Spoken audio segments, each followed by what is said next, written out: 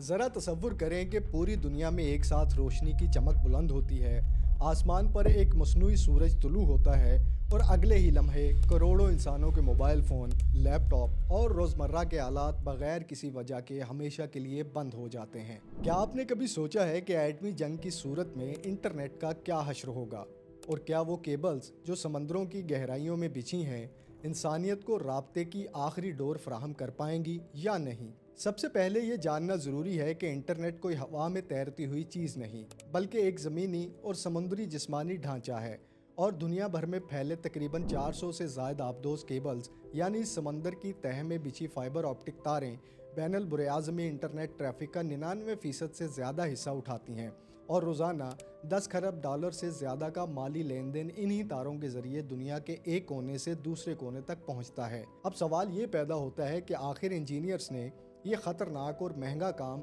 समंदर की तह में क्यों किया? खला में सैटेलाइट्स के ज़रिए राब्ता क्यों काफ़ी नहीं समझा गया? इसकी वजह यह है कि समंदरी केबल्स सैटेलाइट के मुकाबले में कहीं ज़्यादा डाटा कम वक्त में मुंतकिल कर सकती हैं। इनमें ताख़ीर निहायत कम होती है और एक बार बिछा दी जाएं तो ये दहाइयों तक निस्बतन कम लागत पर काम देती हैं, जबकि सैटेलाइट्स महदूद गुंजाइश रखते हैं और इनका खर्चा और देखभाल कहीं ज़्यादा पेचीदा है। यही वजह है कि 19वीं सदी के टेलीग्राफ केबल्स के दौर से लेकर आज की जदीद इंटरनेट केबल्स तक समंदर ही राब्ते का सबसे काबिल एतमाद रास्ता रहा है। लेकिन अब आते हैं असल ख़तरे की तरफ। जौहरी धमाका अगर बुलंद फ़िज़ा में किया जाए तो वो एक ऐसी बरकी मकनातीसी लहर पैदा करता है जिसे साइंसदान हाई एल्टीट्यूड इलेक्ट्रोमैग्नेटिक पल्स या मुख्तसरन हैम्प कहते हैं, और ये लहर ज़मीन की सतह पर मौजूद बिजली के आलात, बिजली घरों और मवासलाती निज़ाम को चंद लम्हों में नाकारा बना सकती है, जबकि इसका कम फ्रीक्वेंसी वाला हिस्सा समंदर की गहराई में भी दाखिल होकर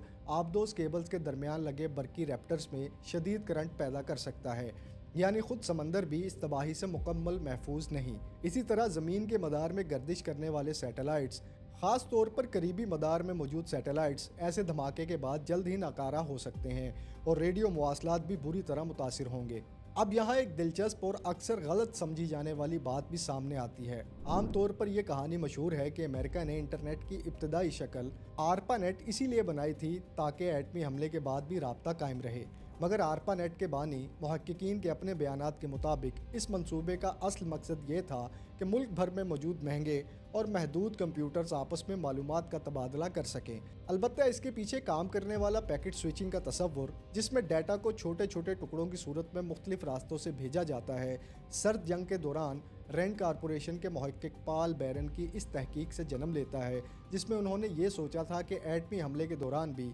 एक मुंतशिर नेटवर्क किस तरह ज़िंदा रह सकता है। यानी हकीकत और अफसाना दोनों का मलगूबा इस एक तसव्वुर में छुपा हुआ है। अमली तौर पर माहिरीन का ख्याल है कि एक महदूद पैमाने के एटमी हमले में इंटरनेट का कुछ हिस्सा ज़िंदा बच सकता है, क्योंकि ये निज़ाम इंतहाई फैला हुआ और गैर मरकज़ी है, और जहाँ भी बिजली और आलात महफूज रहेंगे वहाँ डाटा खुद ब खुद मुतबादिल रास्तों से सफ़र करने लगेगा। अगर ये जंग आलमी सतह पर बिजली घरों, मवासलाती मराकज़ और आबदोज़ केबल्स की लैंडिंग स्टेशंस को बैक वक्त निशाना बनाए तो इंटरनेट का मुकम्मल खात्मा मुमकिन हो सकता है और इंसानियत मुमकिना तौर पर दोबारा रेडियो लहरों और मकामी राब्तों की तरफ लौटने पर मजबूर हो जाएगी। तो अगली बार जब भी आप एक लम्हे में दुनिया के दूसरे कोने से पैगाम भेजें या वसूल करें तो याद रखें कि इसके पीछे समंदर की तह में बिछी वो खामोश तारें कारफरमा हैं जो अमन के दौर में इंसानियत को जोड़े रखती हैं, मगर जंग के साए में इन्हीं की बका पूरी दुनिया के मुस्तकबिल का फैसला कर सकती है।